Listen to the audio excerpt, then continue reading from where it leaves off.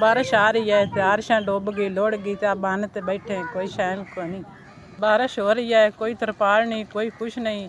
सानू कोई गरीबां दी मदद करो, असी सिर कित्थे लुकाइए, कोई शै नहीं जड़ी असी जिंदे च लुका लईए, बच्चे लुका लईए या आप लुक जाइए। 2-3 दिन हो गए बारिश है, ते बिजदे पे बाहर बैठ के पियो कामण दी कोई शै को नहीं। लुढ़ गए सारे, आ पानी वेख लो कोल तुहाडे सामने चला खड़ा है।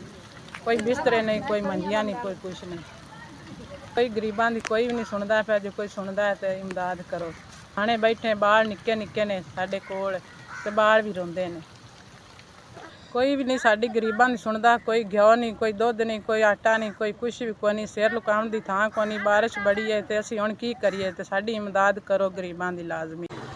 1 2 3 4 5 SVS थोड़ा 5000 मिल गया। मेहरबानी इस तरीके लोगों का काम करो। अल्लाह तुहानू बना देवे, अल्लाह तुहाडे बच्चों की हयाती करे, अल्लाह तुहानू मदीने ले जावे, अल्लाह तुहाडी मेहरबानी।